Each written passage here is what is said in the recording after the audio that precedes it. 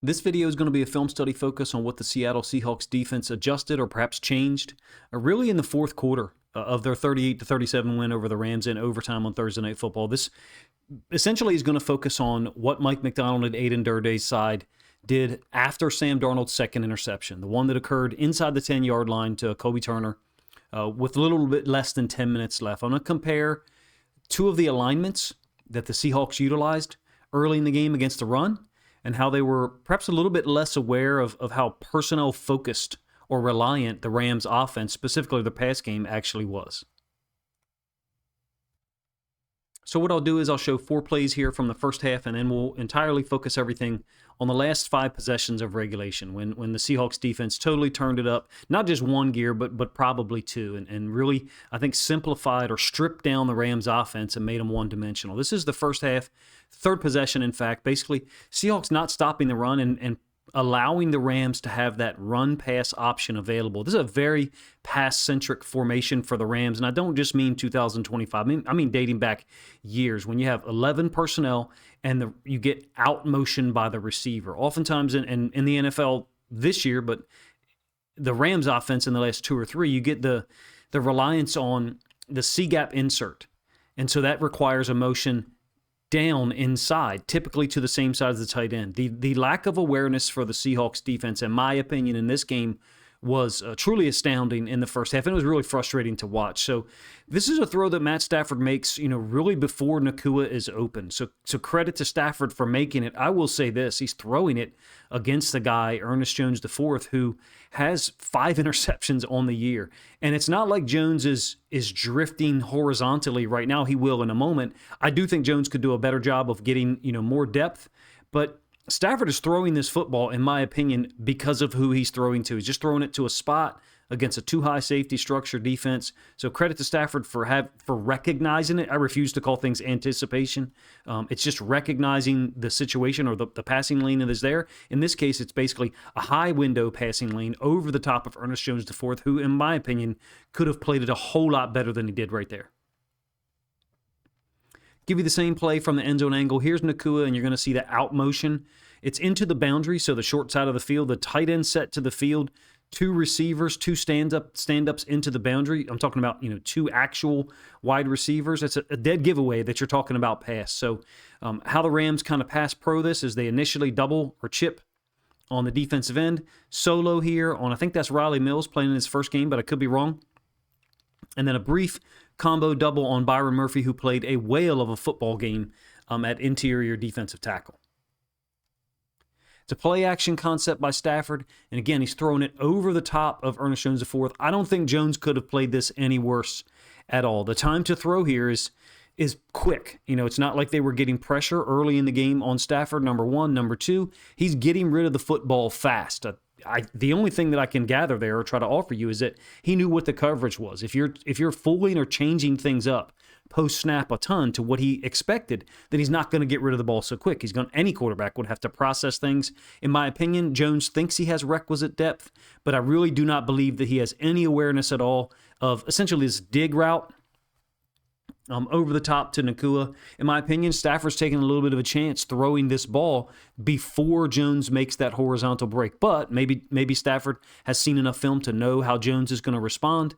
He's throwing it kind of blindly, if you will. 3 seconds, a little bit less than 3 seconds to actually throw. There's the too-high safety structure for the Seahawks. They were playing really deep, in my opinion, and in some situations where it was, to me, pretty obvious that Stafford was going to look to Puka Nacua and really no one else. This one is still the same drive.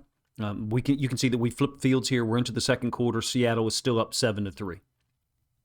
And it's kind of frustrating if you ask me. It's a nickel blitz, so they're attempting to get pressure. I think that's Witherspoon blitzing off the edge through the B gap. They're going to drop out in woes. And Nacua's off the field here, first of all. Second of all, you're giving up a catch to 88, Jordan Whittington. It's a little maddening to me to see some of the lesser talented players for this Rams team be able to get open so easily. There's really no awareness at all of how they're I call it a zone drop. I mean, Nwosu is certainly dropping out as an outside linebacker, and he'll kind of tie up this tight end. But the corner safety combo into the boundary, a little bit unusual the way they handle this in cut from the boundary side receiver, Whittington. Stafford's getting rid of the ball at 2.47 seconds. I think some of the reads that they made for Stafford were about as easy as they could possibly be, especially on this particular snap. Like I said, Nacua is off the field. It's a 3rd and 8. All you've got to do is shut down the talent that's out there, which is not overwhelming. There's no Devontae Adams, no Puka Nacua on the field, and you're talking about an extremely soft look by the Seahawks safeties. What appears to be a cover 2 look over here to this side, but that's because Nick Emanwari has lined up to the boundary as a dime linebacker and then pushed to the field. It's a 5-man rush scheme, 3 deep, 3 under-ish, but really you're talking about what looks like a 2-high safety structure. This is an easy throw. That's my overall point. I don't think the Seahawks made things difficult for the Rams to run the ball early on, nor do I think they were very well coordinated in presenting Matt Stafford coverage looks, that were difficult for him to process and get rid of the ball quickly.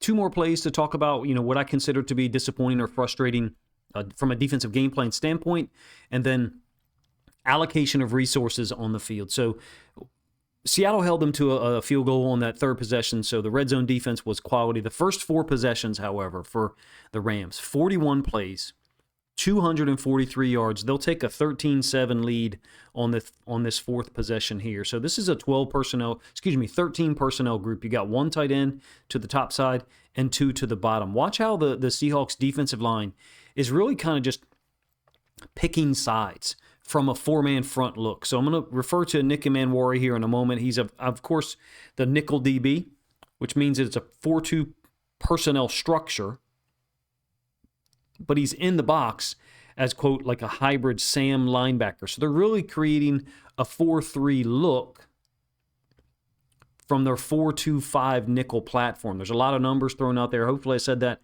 in a way that makes sense. But you have defensive tackles, at least early in the game, kind of picking sides, if you will. They're not reading blocks and reacting to them. One of them is Leonard Williams, who's kind of stunting to the inside from a 3 technique alignment. We're talking about right here, kind of stunting to the inside.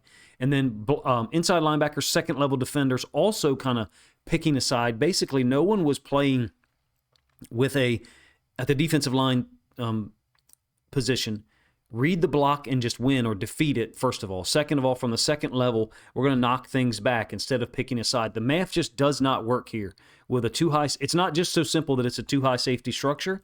It's that the way that they're playing things up front against 13 personnel groups, which is quite obviously going to be heavily weighted towards the run, or play action pass where the tight ends slip out into the flats. Leonard Williams had picked a side, kind of got upfield. 2-high safety structure, really no one to help prevent the running back from getting downhill. It's a 9-yard gain from Corralled. Look, it's pretty easy to block up when you've got a 4-man structure, 4-man front against 13 personnel. Let me just kind of briefly diagram what I'm talking about. So with 3 tight ends on the field, and you've got a 4-man front. So you've got a 3-man surface to one side. Look at the gap that you've got between this edge defender and the nose tackle. So you've got a 2-gap bubble. Never a good thing. Ever a good thing. You'll see later on in the game, they'll take DeMarcus Lawrence on one rep that I will show you and a couple of other plays that I won't, and they'll kind of screw that defensive end down and supplant him in that C-gap and walk Nick Emanwari basically up to replace the edge defender. And that's kind of successful, actually, in the second half, fourth quarter in particular, as to stopping or really slowing down the run game. One more that I don't really think the answers are very complicated here, and I know it's quite negative early, but you should be. I mean, you should be negative about the way that the defense started, and then all of a sudden kind of went from second gear to fifth once they fell behind 30-14, and Sam Darnold threw his second interception. So there's 0 pass threats on the field here later on that 4th possession, and I mean 0. Nacua is off the field. You've got Whittington on, 3 tight ends. Watch how Nwosu gets up the field. This is bad. This is just bad design against a downhill run concept. What I mean is, it's a duo-type look from the running back path. I don't care about the blocking scheme, whether it's duo, inside zone, whatever. My point is there's no resistance to the actual concept that you're seeing, and you've got free releases by everybody. I recognize that not everyone will be aware of what a free release is, so I'll briefly diagram this kind of fold scheme down at the bottom side of our screen as Nwosu gets upfield. So keep in mind, this is what I'm talking about. Nwosu getting upfield and a fold scheme with the left tackle and the tight end. So tight end going to work up to the second level and the tackle kind of folding out to Nwosu, but really Nwosu blocks himself by getting so dramatically upfield, number one. Number two, interior offensive lineman immediately released to the second level. Interior offensive lineman immediately released to the second level, and then right tackle immediately released to the second level. Because you've got guys getting upfield, in my opinion, it fits right in line with the way I described it earlier, which is picking a side and getting upfield and attacking. You had to change this at a certain point against these 12 and 13 personnel groups that are so reliant on the run game, and in particular reliant on downhill run concepts. Basically, screw down or tighten up your alignments and then make those guys run off tackle. Use your speed and the lack of athleticism that they have, that the Rams would have at the tight end position in trying to block your defensive ends. To me, it seems so obvious that the tactical choice here early was a poor one because it didn't reflect the strength of your team, which is your edge defenders being ass kickers compared to their tight ends in the run game when they're trying to block you to the outside. I said to one of my coaching friends during the game, right around mid to late second quarter, I was like, the reality is if you played this style of defense, getting upfield, picking sides with defensive tackle, giving a two-gap bubble to a three-man surface, which is an absolute no-no from a defensive standpoint, any NFL team should be able to execute this type of stuff. We're going to switch gears dramatically here and start to focus on what occurred after Sam Darnold's second interception. How did the Seahawks change things? First of all, I get to pick and choose the plays that I use here, obviously, but this is the ninth possession after that interception. It's going to be 3 consecutive 3-and-outs for the Rams defense. So one of the things that they definitely did was kind of take the defensive end, in this case Lawrence, to the tight end side. In fact, there's 3 tight ends over there, and walk him down over one of the interior tight ends. You don't have to be so dramatically outside of the exterior tight end to be a, quote, edge defender. You can allow the outside corner to be the force defender and or the nickel, which in this case, once again, is Nick Manwari. It's still a two-high safety structure, but now the interior defensive tackles are reading their blocks and reacting to it, and then Lawrence is down on one of the inside tight ends, and it's a matchup that the Rams just cannot win in the run game. I'm talking about the vertical penetration that Lawrence is getting on this kind of angular flow with the running back. So angular flow here, and you will get the end zone angle in a moment. You can see it yourself, but that's Lawrence's helmet, just totally dominating and winning this rep, forcing the running back to cut it back. Leonard Williams there as well right here. The point is Leonard Williams isn't stunting to the inside dramatically, pinching, whatever you want to call it, and they're playing a more fundamental brand of defense against 13 personnel.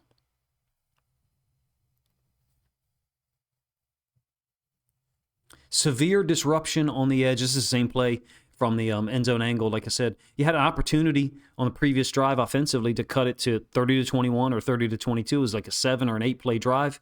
And then Darnold throws the interception on 3rd and goal. So watch these guys actually read blocks. You're still in a nickel 4-3. All right. So Manwari is the 7th defender in the box. It's a 4-2-5 personnel, but he's basically lined up as the Sam linebacker to the tight end side. Well, really, there's 3 tight ends over there. Watch how DeMarcus Lawrence reads the block, wins completely, as well as Leonard Williams to the play side.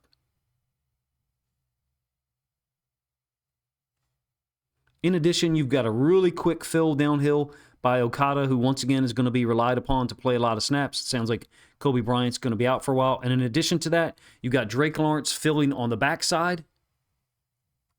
And they totally shut down this early run game, early fourth quarter run game by the Rams. The final 6 drives in regulation, the Rams offense, even though they were able to generate 2 field goal attempts and 1 touchdown, 10 rushes for 30 yards overall. Different frequency. The volume was turned way up. Guys were much faster to fill against the run.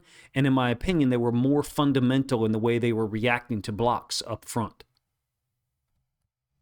This is a really important play here, obviously, preceding the punt return for a touchdown by Rashid Shaheed that I'll break down here in a moment. It's a 3rd and 6 after that run play that I just showed you that didn't generate anything. Basically, kind of illustrates here how matchup-based or personnel-reliant those guys can be, especially with Devontae Adams down on the field. So this is Nakua. It's going to be a pass defense by Josh Jobe up at the top.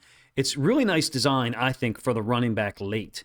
And it's one of the things that I would say or offer about the Rams offense, particularly the way that Stafford makes decisions being personnel-based. The design of this actually could get this running back wide open to the side where the tight end and Nakua are. So what I mean is the tight end emanated from this side, and he brought a man defender with him. I think it's a man worry. Jobe is in man. You can see his back is turned to the quarterback. Late developing running back into the flat seems to be something that for the Rams offense, I would think Stafford would want to take advantage of more often. But because he gets rid of the ball so quickly, again, I think when he knows the coverage, number one. Number two, when he's relying on a particular player instead of any read, then that helps him or influences him to get rid of the ball quickly. Really nice job, man, by Josh Jobe up here fighting. If you recall, Nakua had made an amazing catch, like in between or around Josh Jobe's arms earlier in the game on a 3rd and 6. I think it was in the second quarter. In this case, Jobe, with his back turned in man, press man, kind of, is able to turn, get a hand on the football. In addition, look at the reaction by Love. He actually gets his hand on the ball. What he's reacting to, what Love is reacting to, is that the route, the in-breaking route by 2, and immediately Love knows, okay, I'm not going to chase that guy all the way across the field because a man warrior has got him man. Let me avert my eyes and orient myself to the outside threat, which in this case is Puka Nacua. Gives him an opportunity to make a play on the ball. Once it's deflected, ends up being deflected by both Seahawks defenders. I'm going to break down the punt return by Shaheed, which is kind of a mixture of some wall punt return concepts, but really a unique pre-snap alignment by these two defenders here. Shaheed's obviously been a revelation here recently as a special teams return guy. As a wide receiver, really everything. Again, I would advocate for him to be locked up, or given an extension soon, but I understand that the price tag just keeps going up. It's a unique alignment. Normally, the second defender is going to be up on the line of scrimmage to deal with both gunners in an obvious punting situation, this being a 4th and 6. I've seen this before, but these guys not normally be so deep. I think obviously they're presenting a light box here, and it looks pre-snap like you've got outside alignment from both of these guys trying to funnel the gunners in to each of these defenders. It makes sense, right? But I don't actually think that's the case with both of them. The downside guy actually goes to inside leverage, and I think that's important. And again, I haven't read or heard anything about the design here, but this appears to be a left return for me by design for the Seahawks.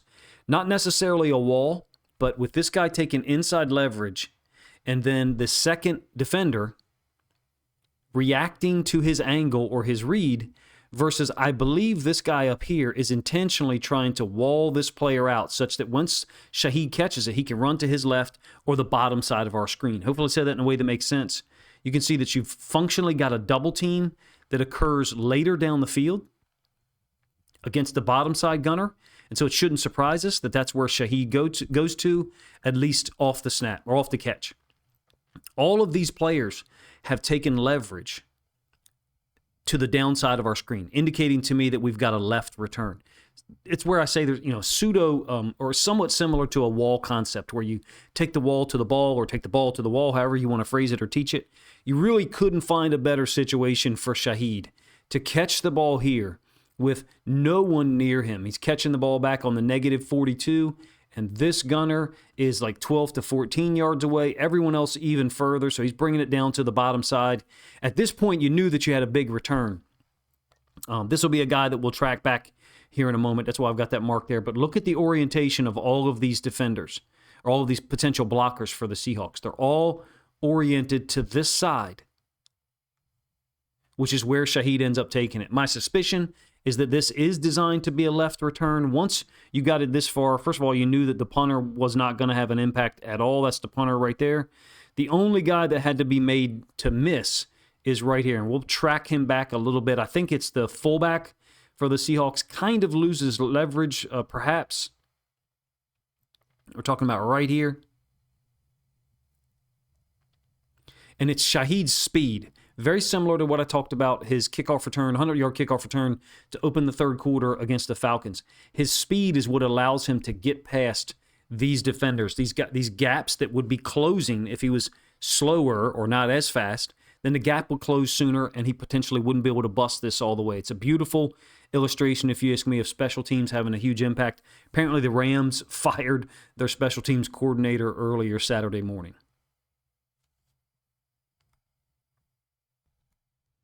I've actually got a lot of plays to go over here at the end to illustrate some of the things I think Seattle was doing differently. This is a 2nd and 7 on the very next possession. They're down 30-22, and it's after a 3-yard run on 1st and 10. So I think it's a 12 personnel group. Okay, I think you got 2 tight ends there, and then Nacua to the top side. Basically, for me, what the Seahawks were able to do late in the game is make the Rams deal with their own limitations by stopping or removing the run game altogether. What do you have when you're under center? The run game, handing the football off directly. Play action boot or play action. That's about it. There's no athleticism whatsoever with the quarterback situation. So removing the run game should be priority number 1 if you do get a rematch with this team in the playoffs. Basically make them almost one-dimensional, number 1, and number 2, they only have so many weapons who can beat you. Obviously, this guy was special on Thursday night. 12 catches on 16 targets, I think, for 225 yards.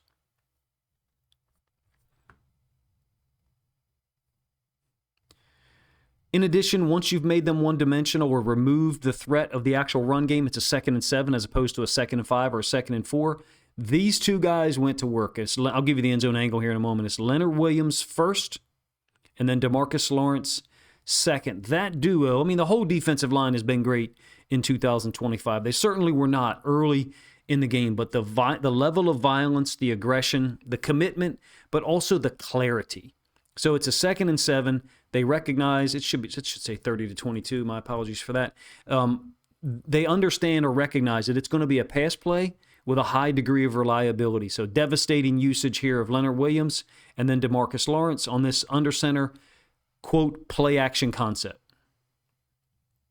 Brutal finish to the play for Stafford. He recognizes that he's got to get rid of the ball quick. It's not to say that he can't be effective if there's pass rush, but you're not talking about an athlete that's going to be able to move around a ton and make people miss. The idea for me early in any rematch, potential rematch with the Rams, would be make him pay a physical price for the lack of athleticism. Shut down or stop the run game completely. He's definitely trying to get rid of the football to the running back quick against Drake Thomas. It's under center run stuff that's very limited offensively for them, whether they have Devontae Adams on the field or not. Very next snap, it's still on the 10th possession, like I said.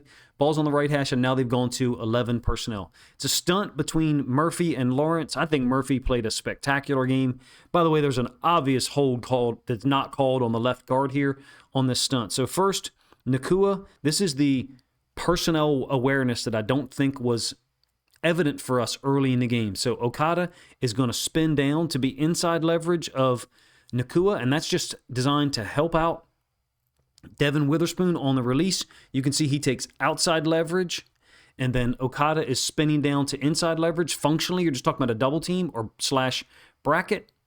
In any case, look where Stafford looks initially.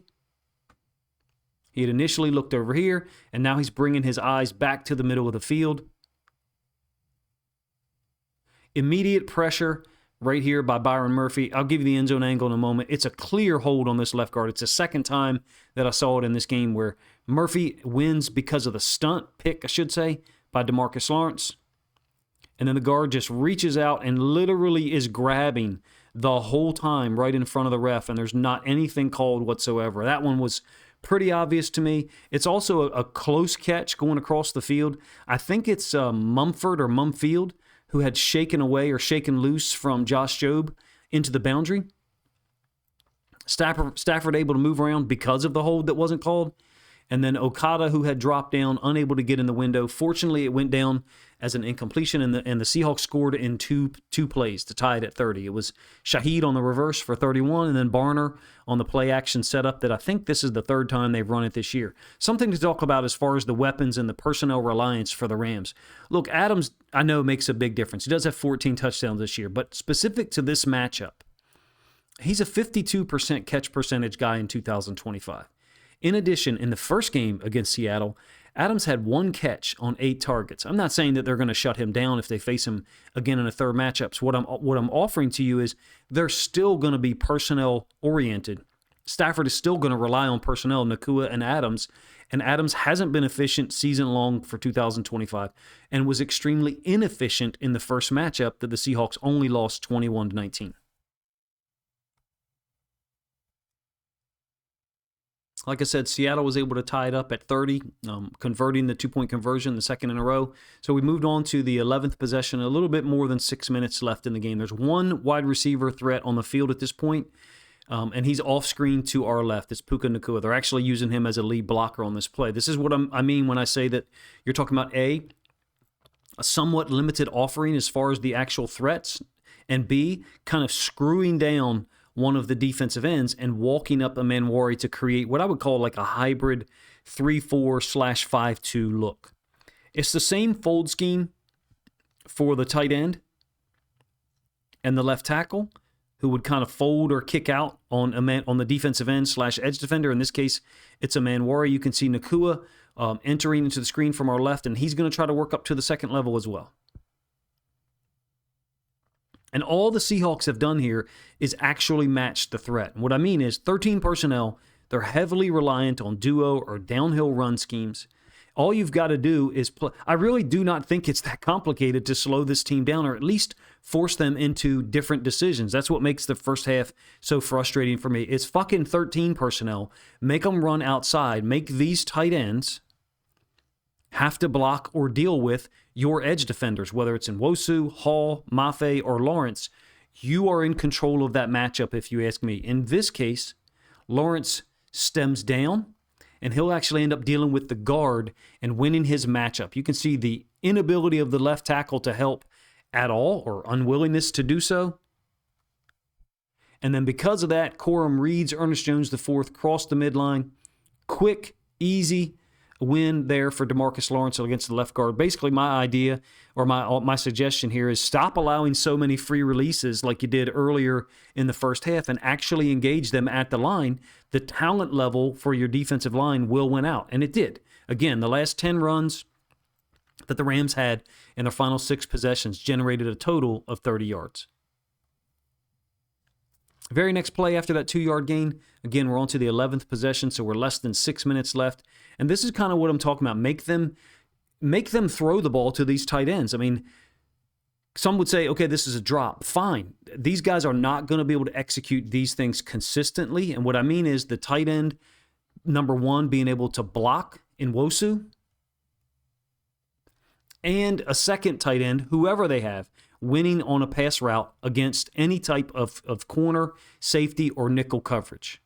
Manwari is trying to get underneath of this, number one, but you can see the clean win that you've got from Nwosu because they're not capable of blocking in the run game or the pass game with their tight ends against the defensive ends, outside linebackers. Basically, put those tight ends in position to do the things that they cannot do consistently at the NFL level. At the Division I level or obviously the high school level, these tight ends would completely dominate 90 to 95% of the matchups they're faced with. At this level, he's going to lose that matchup the majority of the time, and he's not going to make this catch the majority of the time either. I know that he's 33 catches on 42 targets overall for 2025. Guess what? Most of them are on play-action boot variety where you're wide open into the flats. Not anything like this where there's a defender actually nearby that Stafford has to, A, put the ball in a certain spot, which he did. He gave the tight end a chance to make the play while accepting a huge hit that was still bothering him a couple of possessions later.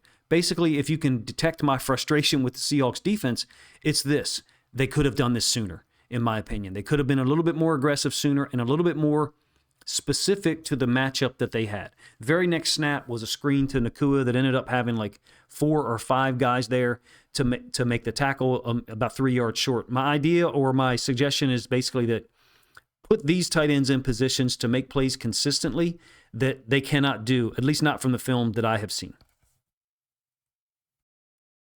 I'm going to give you two more plays and then some summary thoughts at the end, as well as some data that I've been able to create, or myself and a couple other people have been able to create. So this is the ensuing possession. So the Rams are able to get down there, courtesy of two penalties, I should say, one on Okada and one on Ernest Jones.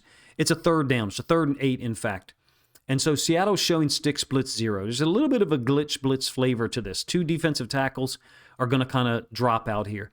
I think Stafford basically changed the protection. Maybe he changed one of the routes at the bottom, and those guys just weren't on the same page. It ends up being incomplete by a long distance, in fact. Looks like Stafford is trying to throw the ball down the field. There's a free runner for the Seahawks. Stafford's trying to throw the football down the field, and both receivers kind of checked up. Pretty cool that Seattle was willing to show all of this so obviously, and what I mean is these two safeties working their way all the way across the field when the tight end flipped. And so Stafford recognizes, what's probably going to occur here. You've got Nacua on basically a deeper stop route. Both of these guys kind of checking up. It looks to me like one of them should have been in that area and one of them should have gone, a little bit deeper where Stafford was expecting. The routes are obviously, kind of rudimentary here. Seattle forced them into that hand. Even on this drive, like I said, they weren't able to get a whole lot done with the run game. I think you had a 7-yard run on a 2nd and 15, but the two penalties obviously is what was able to push the ball down there so far. There's the two defensive tackles dropping out, the glitch blitz flavor, and I think that's Okada, who's got a free rush at Stafford, but smartly he veers off and doesn't take a cheap shot. I have no idea where he was throwing it. It does kind of remind me of like a ball don't lie moment that Rasheed Wallace used to talk about. Basically, the idea was in the NBA, when a BS foul was called on the defense, the shooter at the line would oftentimes miss one or both free throws. And the missed field goal here kind of fits in line with that thought process. Final play that I'll show you will be inside of a minute left. It's an obvious passing situation, right? The last possession in regulation for the Rams. And look, they did score in overtime, right? The long pass to Nacua. Seahawks had just gone 3 and out here. They're still in a too high safety structure, again, in an obvious passing situation. You want to get them in as many of these as possible if you're fortunate enough to get a rematch. So Nacua on kind of an in-cut. Notice the depth that Thomas is taking now. The depth that he's taking with a receiver and a tight end set up into the boundary, the short side of the field with the ball on the right hash, and basically forcing Nakua's route to go underneath of him. It ends up being, a high throw anyway from Stafford. Perhaps he was expecting Nacua to go, a little bit more down the field. There's still no pressure, but the willingness to get rid of the ball quickly for Stafford that's talked about so much is really based upon who he's throwing to. Those throws do not occur so quickly to other players on the field, and that kind of shows up in the efficiency or relative inefficiency in getting the football to those guys. Let me kind of explain what I mean there. Nacua was 12 of 16 from a catch-to-target standpoint for 225 yards. That works out to 14.06 yards per target from Stafford to him. That's his number one guy, obviously, right? Otherwise, to everyone else, Stafford was 17 of 33 passing, if I did my math right. Clearly, the Rams were aided by a somewhat nonchalant approach from the Seahawks. It wasn't a matchup-specific approach defensively from Seattle early on. Against the run game, number one. Number two, against Nacua. There's a lot to say here. I was extremely frustrated with the defensive approach in the first half and couldn't be more critical, to be honest with you. On the other side of that coin, however, I was extremely proud of the way the defense stood up and played in the fourth quarter. It seemed like they desired that pressure and that moment, and they were up to the task. I know Stafford threw for 457 yards, right, and 3 touchdowns, including the overtime touchdown to Nacua. I mean, those guys are great. They understand what they can do together. In my opinion, Seattle did 2 things that really changed the dynamic. The special teams was a big factor, clearly. But they did 2 things in the fourth quarter. They stopped the run altogether. As I said, the last 10 carries, they averaged 3 yards per touch, the Rams running backs, number one. The highlight there was a 7-yard run on a 2nd and 15. So otherwise, you're talking about 9 carries for 23 yards from the last 6 possessions of regulation. Just totally different production for the Rams in the run game. What was it due to? Was it the different look? Sure. Switching from the 4-3 nickel to the 5-2 by basically walking a man worry up and screwing down one of the defensive ends. But to me, it was more so better awareness, playing blocks in a more fundamental way. Essentially, your defensive tackles and defensive ends, they can win the matchups that they're presented with. The defensive tackles can win their matchups if they read the blocks and react against the guards in the center, and your defensive ends can win against your tight ends. I would go so far as to say if you face them a third time, you would prefer to face 12 and 13 personnel groups. But in any case, they also defended the players better. The Rams are very personnel-based, and even more so once the run game is limited or taken away completely. Los Angeles finished with 39 carries on the ground for 124 yards. I'd like to think that Seattle could even do better than that in a potential rematch, to be honest with you. They've got to win the Week 18 game, clearly, in San Francisco against the 49ers. That's going to be, it seems like, for all the marbles, you got to go to Carolina, I think, next week and get a win. San Francisco plays the Colts this week on the road, so that'll be interesting to see what goes down there and how that could change the dynamic of that Week 18 matchup. Seattle wins in Carolina and San Francisco loses, then I guess things could be different there. Which Seattle defense is there? Like the team that we saw at the end in the fourth quarter, minus the overtime touchdown. Keep in mind there was an Ernest Jones IV interception that was overturned there, right? But you have to handle Nacua better. That might mean moving Reek Woolen around on him more consistently. Stafford is very matchup-based and a little bit more of a deterrent as far as talent. Reek Woolen being on him could mean that 3 or 4 times during the game, instead of Stafford looking there and throwing so quickly because he knows. Basically, to me, Stafford, in my opinion, looks at certain guys that are guarding Nacua and others and says, okay, I don't think that guy's going to be able to make a play on the ball. I will just throw it there, whether he's open or not. That's not reads and reacting to the defense as much as people want to give him credit for, and you can see it in the efficiency. Like I said, everyone not named Puka Nacua, the yards per target was 7.03 on 17 of 33 passing. Season long, Devontae Adams is only at a 52% catch percentage and 6.9 yards per target. So worse than you saw for everyone else in Thursday night's game. My point is they haven't been totally efficient, even with throwing the football to Devontae Adams. I kind of want to show a little bit of evidence of this as far as how effective Seattle's able to be against them. So this is actually, I say this till the end because I'm not sure how interested people are in it. I've created, myself and some others, I should say, created what's called a TOR metric, total offensive efficiency rating. And the Rams are at 66.9. It's a 0 to 100 point scale per game. And then that 66.9 is just the average, right? So their average score is a 66.9. I'll scroll down here. It's got the game-by-game statistics. And really, you're only going to focus on 2 columns over to the right. But what are they best at? A, not turning the football over. B, not taking many sacks. And then the penalties. I've got my own theories or things to say about that. I kind of covered it in some things that I discussed on Twitter. But in any case, when we get to the game-by-game results, specifically the 2 against the Seahawks, you can see the TOR metric, the 0 to 100 score. Basically, anything above 64, 65, 66, in that range gives you a 70% chance, maybe even higher. I think it's like 73, 74% chance to win the football game at the NFL level based upon the data that we've been able to extract and take a look at. So the second column from the right for you guys says TOER, TOR. That is the 0 to 100 score for your offense, for the Rams offense, I should say. And then TOR allowed is what the defense allows in that same game. So the 2 games against Seattle this past week was a 63. And then week 11, the win in LA was a 42. That's 2 of their lower scores during the season. I'm talking about the Rams' scores during the season. 49 against the Colts in week 4. And then a 33 on a rainy day in Baltimore that I really wonder about how anomalous or appropriate that is. But in any case, you can see that Seattle's been able to hold them down. That 63 to me is still too high. But what it would be, just based upon the fourth quarter only, would be a 43. So the quality of defense that Seattle played totally flipped or changed in the fourth quarter. Maybe it's because of the home crowd getting into it after the Shaheed interception, which was kind of triggered by the Job PD on a 3rd and 8 pass intended for Nacua. There's the season-long data for Seattle. The offense on the left, 54.5, so far inferior to the Rams, of course. Again, it's a 0 to 100 yard scale, and that's just averaged out. So I'm not a huge fan of the aggregate data, or the average data, I should say, for the season, but 34.4 for the defense. That's second best in the league, according to this metric, with first obviously being the Houston Texans.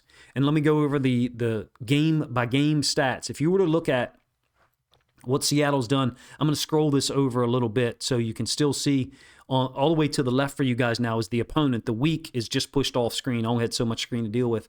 And the tour allowed, that is the 0 to 100 yards, 0 to 100 score, that the defense allows, period, for each individual game. So you can look at first leading up to this one was a 37, a 5, a 5, and a 38 come into this game. 63 allowed to the Rams, 42 allowed in the first game. The outlier here, well, 63 is actually the second, I guess, worst way to describe, if that's the right way to describe it. It's actually the second worst for Seattle's defense during the entirety of 2025. The absolute worst being the 86 they allowed to Tampa Bay Bucks at home in Week 5. If you were to take that score out magically, if you were to omit that 86 from the scoring, what it would turn into, I didn't realize that drawing was going to be a little bit off screen. Sorry for that. That would be a 30.7, which would be the number one tour metric allowed for your defense. It's essentially an efficiency rating. My idea here is, or the reason I bring this up, I think the Seahawks defense is closer to the group, well closer to the group we saw in the fourth quarter of this matchup than they were in the first half. And the only thing I have to go on is that season-long data, number one. Number two, their ability to do that for the last 5-6 possessions of the third/fourth quarter. Don't get me wrong, the offense, Shaheed's plays, some of the play calls by Kubiak, the 2-point conversions going 3 for 3, amazing. All of that was clutch. The defense put you in that position, and it was about damn time, because it was super frustrating to watch the first half approach that I thought was lacking awareness, almost nonchalant towards the specific threats that the Rams showed, whether it was 12/13 personnel, run concepts downhill, or Puka Nacua. But more specific as the second half developed. Perhaps that's attributed to a Thursday Night Football situation where there's pretty much zero prep time whatsoever. In any case, this is my film study look at the Seahawks defensive adjustments that they made, specifically in the fourth quarter of their comeback win over the Rams. You're more than welcome to let me know what you think of my thoughts in the comment section. If you agree, disagree with some of my assertions about Seattle's tactical and schematic choices in the first half, or lack thereof, number one. Number two, the reliance or over-reliance that the Rams actually can show sometimes in going to certain personnel as opposed to actual reads and reactions. In any case, if you guys enjoyed the video, please let me know in the comment section, number one. Number two, if you think other Seahawks fans would enjoy this film study content as well as the plays that I use to illustrate all of my thoughts here, then please consider grabbing a link to this video, sharing it out on social media to help this content get more reach.